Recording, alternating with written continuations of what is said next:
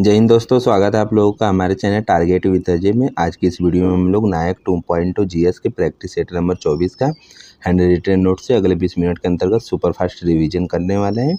और जिनको भी ये पीडीएफ चाहिए, आप लोग डिस्क्रिप्शन में टेलीग्राम का लिंक है, आप लोग वहाँ से डाउनलोड कर लीजिएगा। क्वेश्चन नंबर पहला है कि कौन सा पारसी लोगों का एक महत्वपूर्ण त्यौहार है जो कि पारसी धर्म का पालन करते हैं, क्योंकि यह जोरेस्टर की जयंती का प्रतीक है। तो खोरदाद साल है और वहीं पे पतेती जो है यह भी पारसी धर्म का नव वर्ष है और नवरोज इसे बोला जाता है। और वहीं पे जमशेद ए नवरोज जो है यह भी पारसी त्यौहार है। और जश्न ए मेहरगान जो है यह भी एक पारसी त्यौहार है। जैन त्यौहार की बात करते हैं तो पर्युषण होता है, जिसे श्वेतांबर लोग 8 दिन मनाते हैं और वहीं पे दिगंबर लोग इसे 10 दिन मनाते हैं। ये जो प्रैक्टिस सेट है इसका 5 ही क्वेश्चन सर कराए थे, आज इन्होंने इसे पूरा कराया है। और वहीं पे जैन धर्म का एक महामस्तकाभिषेक त्यौहार होता है, इसे 12 वर्षों में एक बार मनाया जाता है। और ज्ञान पंचमी जैन धर्म का त्यौहार है। बौद्ध धर्म के त्यौहार की बात करते हैं तो लहबाब धुचेन यह जो है रोशनी का त्यौहार है। और वहीं पे यहूदी धर्म का त्यौहार जो है हनुक्का है, यह भी रोशनी का त्यौहार है। और सिंध धर्म का त्यौहार की बात करते हैं तो चेटी चंद यह भी इसका नव वर्ष है। और वहीं पे ईसाइयों के त्यौहार की बात करते हैं तो गुड फ्राइडे, इसे ईस्टर और एक ईस्टर त्यौहार होता है। ईस्टर त्यौहार में अंडे सजाए जाते हैं। और वहीं पे मुस्लिम का त्यौहार की बात करते हैं तो मिलाद उल नबी, इसे हज़रत मोहम्मद के जन्मदिन पर मनाया जाता है। और वहीं पे ईद उल अजहा जो है इसे हज के दौरान मनाते हैं। और वहीं पे ईद उल फितर जो इसे रमज़ान के समय पर मनाया जाता है। क्वेश्चन नंबर 2 है कि दशई और तिहार भारत के किस पड़ोसी देश के लोकप्रिय त्यौहार है? तो यह नेपाल के हैं। और श्रीलंका की बात करते हैं तो नवम पेरा हेरा है, बांग्लादेश के सेक्रेन है, पाकिस्तान के चेरा गान है, जापान के गियोन है। वहीं पे भूटान का त्यौहार की बात करते हैं तो पारो तेसु है, म्यांमार का काचिन मानो और थिंगयान है। ये जो थिंगयान है पानी का त्यौहार है। और यहीं पे लालटेन उत्सव पूछे तो यह चीन का त्यौहार है। क्वेश्चन नंबर 3 है कि डॉक्टर एन राजम किसके वादक थे? यह एक वायलिन वादक है। और वहीं पे अन्य लोगों की बात करते हैं तो वीजी जोग भी वायलिन वादक है। आइंस्टीन और मैसूर बंधु इन्हें नागराज मंजूनाथ के नाम से भी जानते हैं। और ललिता और नंदिनी जो है ये लोग भी वायलिन से संबंधित है और इन्हें वायलिन की रानी भी कहा जाता है। और एच.के. वेंकट रमन जो है इन्हें संगीत नाटक अवार्ड 2023 में मिला हुआ है। क्वेश्चन नंबर 4 है कि फाइट लेफ्टिनेंट ने मई 2019 में फाइटर जेट पर लड़ाकू मिशन पर जाने वाली पहली महिला बनकर इतिहास रचा था।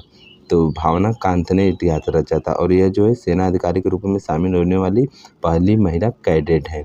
और इंडियन आर्मी की पहली महिला लड़ाकू विमानवाहक हैं तो अभिलाषा बराक है। और वहीं पे आर्मी की पहली महिला लेफ्टिनेंट जनरल पूछे तो पुनीता अरोड़ा हैं। और पहली महिला कमांडो ट्रेनर पूछे तो सीमा राव हैं। और वहीं पे जो ऑपरेशन सिंदूर पाकिस्तान के ठिकानों को नस्ते-नाबूद करने के लिए चलाया गया था, उसमें एक सोफिया कुरैशी थी जो कि कर्नल रैंक की अधिकारी थी आर्मी की।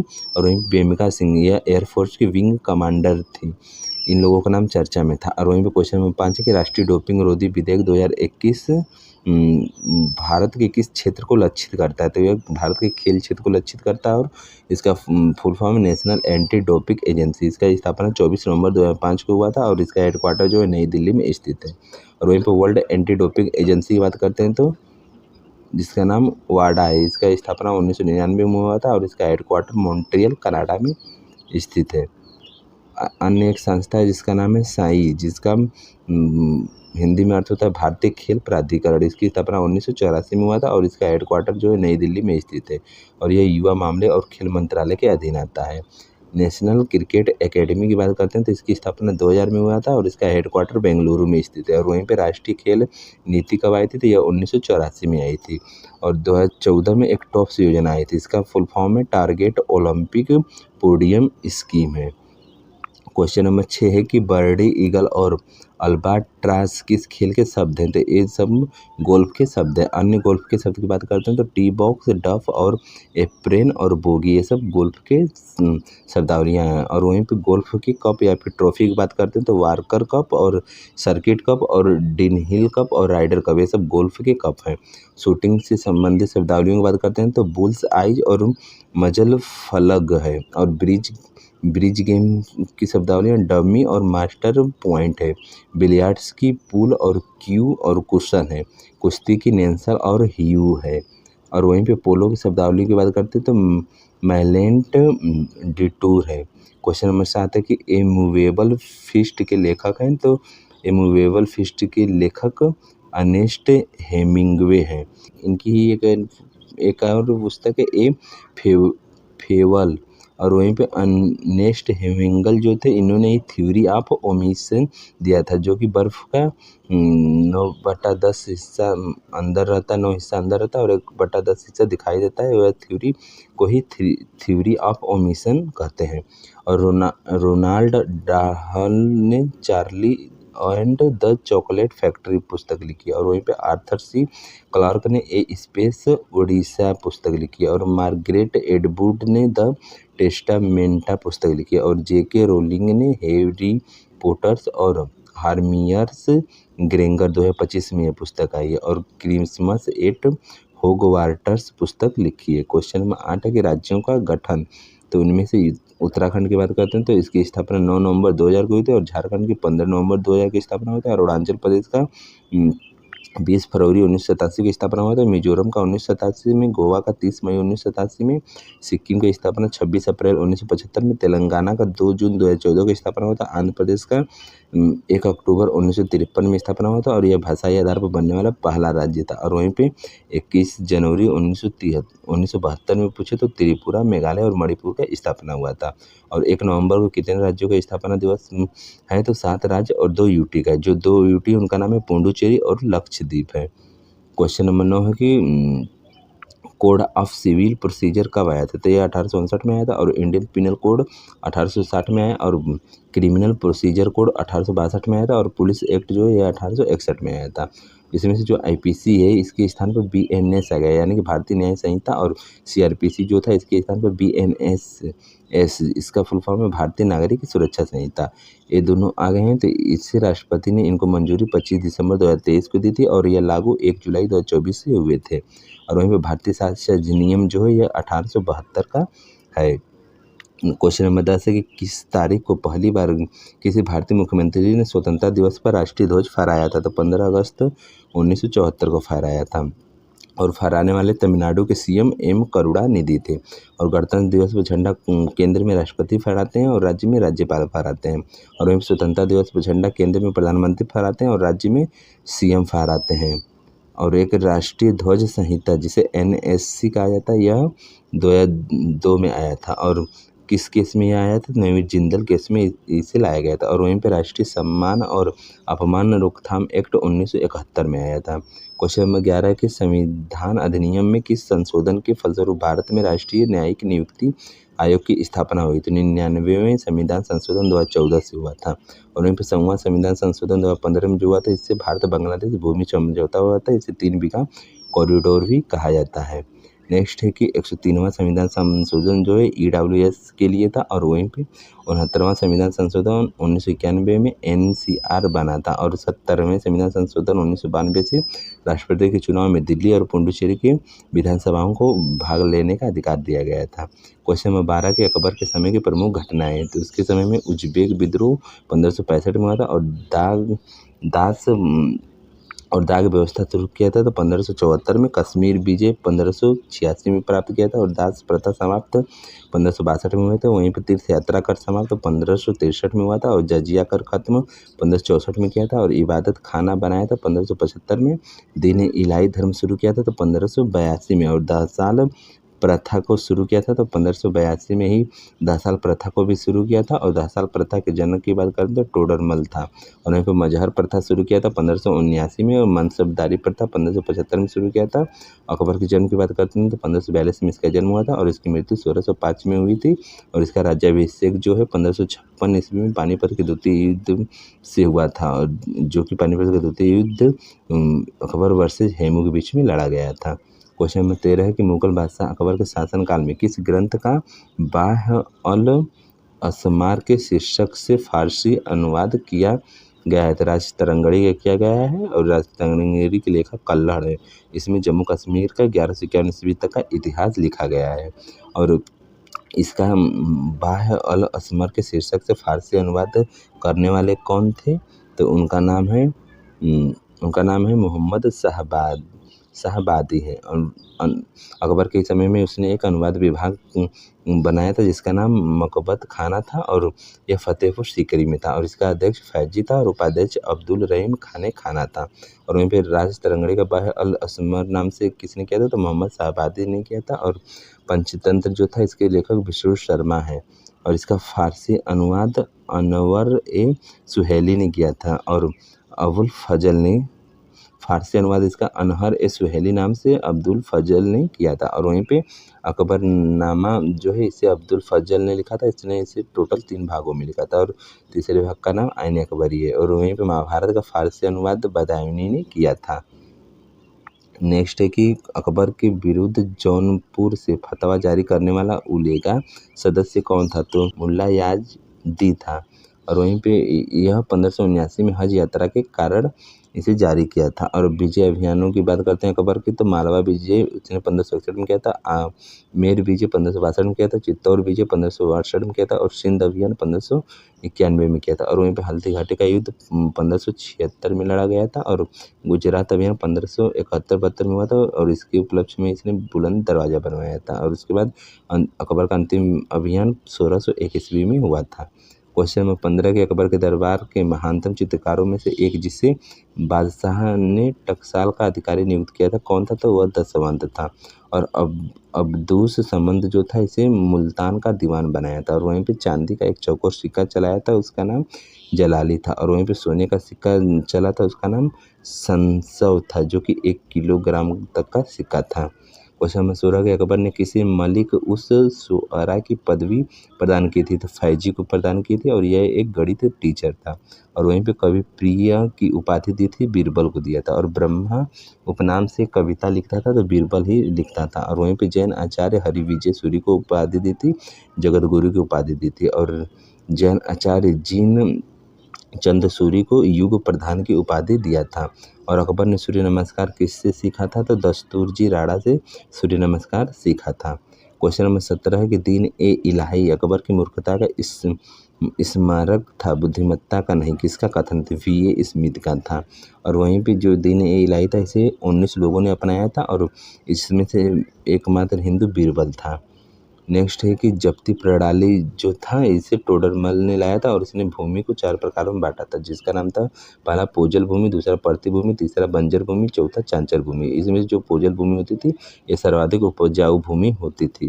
क्वेश्चन 18 के अकबर के समय ध्रुपद गायक थे, तो तानसेन थे जिनका नाम रामतनु पांडे और हरिदास थे, सूरदास थे और बैजू बावरा भी थे। तानसेन की रचनाएं की बात करते हैं तो मियाँ की मल्हार और मियाँ की टोडी और रागमाला ये सब इनकी रचनाएं हैं। और यह कौन सा वाद्य यंत्र अकबर तानसेन बजाता था, तो यह रबाब वाद्य यंत्र बजाया करता था।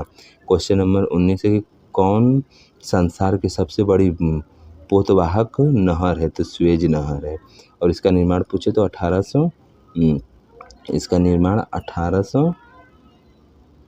इसका निर्माण जो है 1869 में हुआ था और इसका राष्ट्रीयकरण 1956 में मिस्र सरकार ने किया। और वहीं पे यह भूमध्य सागर और लाल सागर को जोड़ता है। और इस स्वेज नहर की लंबाई पूछे तो 193 किलोमीटर है। नेक्स्ट है कि पनामा नहर जो है यह अटलांटिक महासागर को प्रशांत महासागर से जोड़ता है। क्वेश्चन नंबर 20 है कि पाकिस्तान में ग्वादर बंदरगाह किस प्रांत में स्थित है, तो यह बलूचिस्तान प्रांत में स्थित है। और ग्वादर बंदरगाह जो है इसे पाकिस्तान और चाइना का आर्थिक गलियारा कहा जाता है। और वहीं पे रोटरडम बंदरगाह जो है नीदरलैंड में स्थित है और अलेक्जेंड्रिया बंदरगाह मिस्र में स्थित है। और सेंटोज बंदरगाह जो है इसे सबसे बड़ा कॉफ़ी बंदरगाह भी कहते हैं, यह ब्राज़ील में स्थित है। और वहीं पे दुनिया में सबसे व्यस्त बंदरगाह पूछे तो संघाई है। और भारत में सबसे व्यस्त बंदरगाह मुंबई में कांडलावाल बंदरगाह है। क्वेश्चन नंबर 21 है कि जुलू जनजाति किस राष्ट्र में पाई जाती है, तो यह दक्षिण अफ्रीका में पाई जाती है। और न्यूजीलैंड में माओरी जनजाति पाई जाती है, दक्षिण अफ्रीका में बुशमैन जनजाति पाई जाती है, यह कालाहारी मरुस्थल में पाई जाती हैं। और वहीं पे जापान में आइनू जनजाति पाई जाती है, कन्या में मसाई जनजाति मिलती है, श्रीलंका में बेद्दा जनजाति, सूडान में नुबा जनजाति मिलती है। और वहीं पे सऊदी अरब में बद्दू जनजाति और कांगो में पिग्मी जनजाति मिलती हैं। और मलेशिया में सेमांग जनजाति और अंडमान निकोबार में सेंटलीज जनजाति पाई जाती है।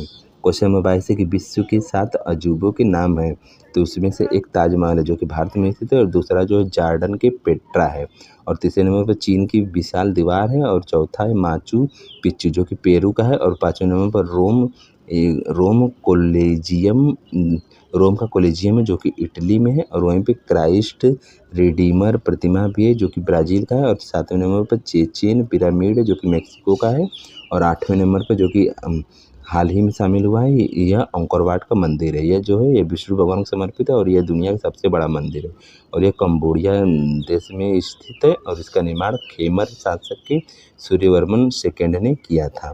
क्वेश्चन नंबर 23 है कि जनसांख्यिकी लाभ का अर्थ है आर्थिक दर बढ़ोतरी, जिसका कारण है कार्यकारी जनसंख्या की भागीदारी, और इसमें कार्यबल की आयु सीमा जो है 15 से 59 वर्ष तक निर्धारित की गई है। और वहीं क्वेश्चन नंबर 24 है कि सोनार का पूरा नाम क्या है, तो साउंड नेविगेशन एंड रेंजिंग, और सोनार का काम है कि पानी के नीचे दूरी, दिशा, गति, इन सभी को मापने और देखने में इसका प्रयोग किया जाता है। और वहीं पे इस सोनार जो होता है इसमें उच्च आवृत्ति होती है और अल्ट्रासोनिक तरंगों का प्रयोग किया जाता है। और एक रडार जो होता है इसका फुल फॉर्म है रेडियो डिटेक्शन एंड रेंजिंग, और इसके आविष्कारक की बात करते हैं तो टेलर एंड लियो यंग ने इसका आविष्कार 1922 में किया था। क्वेश्चन नंबर 25 है कि टिंडल प्रभाव प्रकाश की किससे संबंधित है, यह प्रकीर्णन से संबंधित है, और प्रकीर्णन से ही आसमान का रंग नीला दिखाई देता है, क्योंकि नीला जो होता है उसकी आवृत्ति अधिक होती है, और वहीं पे अंतरिक्ष काला दिखाई देता है क्योंकि वहाँ पे प्रकीर्णन नहीं होता है। अपवर्तन के कारण सिक्के का उठा दिखाई देना अपवर्तन काल होता है, और वहीं पे प्रकाश की चाल की बात करते हैं तो 3 लाख किलोमीटर प्रति सेकेंड होती है, और प्रकाश जो है सीधी रेखा में चलता है। अपवर्तनांक निकालने का फार्मूला पूछे तो निर्वात में प्रकाश की गति बटा में माध्यम में प्रकाश की गति, और ये जो अपवर्तनांक होता है इसका तरंग दैर्ध्य प्रकाश का तरंग दैर्ध्य पूछे तो 3900 एंगस्ट्रॉम से 7800 एंगस्ट्रॉम तक होता है। क्वेश्चन नंबर 26 है कि कौन सा तत्व प्राकृतिक में सर्वाधिक धात्विक है, तो सबसे ज़्यादा सर्वाधिक धात्विक तो सीजियम है, लेकिन सर ने जो ऑप्शन दिया था उसमें बेरियम था, और यह जो बेरियम है इसका परमाणु क्रमांक 56 है, और इसकी खोज हेम्फ्री डेवी ने किया था, और इसका प्रयोग आतिशबाजी पटाखों में इसका प्रयोग किया जाता है, और इसके कारण इसका हरा रंग होता है, और वहीं पटाखों में लाल रंग जो होता है स्टेंसियम के कारण होता है। और सबसे विद्युत ऋणात्मकता पूछे तो फ्लोरीन की होती है, फिर उसके बाद क्लोरीन की होती है, और सर्वाधिक घनत्व पूछे तो ऑस्मियम की होती है। क्वेश्चन नंबर 27 है कि मानव शरीर में पाई जाने वाली अंतःस्रावी ग्रंथि है, तो अधिविक ग्रंथि है, और फिर पीयूष ग्रंथि है, और थायराइड ग्रंथि है, और सबसे बड़ी अंतःस्रावी ग्रंथि पूछे तो यकृत होता है, और दूसरे नंबर पर फिर अंगनाशय आता है। और वहीं पे इंसुलिन का टीका किसने बनाया था, तो वेस्ट एंड वेटिंग ने इंसुलिन का टीके का निर्माण किया था। क्वेश्चन नंबर 28 है कि पुरुष मानव शरीर के किस अंग का पुरुष मानव शरीर के किस अंग को एडम का एम्पल कहा जाता है, तो कंठ है, टेटुआ कहा जाता है, और ये इसका काम जो है स्वतंत्र जो लिरिक्स होता है उसे घेरे रखता है। और क्वेश्चन नंबर 29 है कि विश्व बैडमिंटन चैंपियनशिप कार्यक्रम 2026 का आयोजन किस देश में होगा, तो वह भारत में होगा, और वहीं पे 25वां शीतकालीन ओलंपिक खेल 2026 वाला इटली में होगा, और चौथी ग्रीष्मकालीन युवा ओलंपिक 2026 में सेनेगल में होगा, सेनेगल की राजधानी डकार है, और वहीं पे 10वां T20 वर्ल्ड कप 2026 में इंडिया और श्रीलंका में होगा। और नेक्स्ट है कि 16वां हॉकी विश्व कप मेंस का 2026 में बेल्जियम और नीदरलैंड में आयोजित होगा। क्वेश्चन नंबर 30 है कि खेलो इंडिया बीच गेम्स 2025 के पदक तालिका में शीर्ष स्थान पर कौन सा राज्य था, तो मणिपुर था, इसके टोटल 5 गोल्ड आए थे, और इसमें महाराष्ट्र, नागालैंड और मणिपुर तीनों के ही 5-5 गोल्ड आए थे, लेकिन फिर भी इसमें मणिपुर जो था फिर इसमें सबके गोल्ड बराबर थे तो फिर सिल्वर देखा गया, तो मणिपुर के 6 सिल्वर पदक थे, इसलिए मणिपुर पहले स्थान पर आया गया। और इसका आयोजन पूछे तो फर्स्ट बार दीव के घोंघला बीच पर हुआ था। आज के इस प्रैक्टिस सेट में टोटल 30 ही क्वेश्चन थे, मैंने आप लोगों को करा दिया, और आप लोगों को ये प्रैक्टिस सेट का वीडियो कैसा लग रहा है रिवीजन का आप लोग कमेंट में ज़रूर बताइएगा, और जिनको भी PDF चाहिए डिस्क्रिप्शन में टेलीग्राम का लिंक है, आप लोग वहाँ से डाउनलोड कर लीजिएगा, और एक छोटा सा कमेंट जरूर कीजिएगा, और अपने दोस्तों को भी शेयर कीजिए। मिलते हैं नेक्स्ट वीडियो में, धन्यवाद।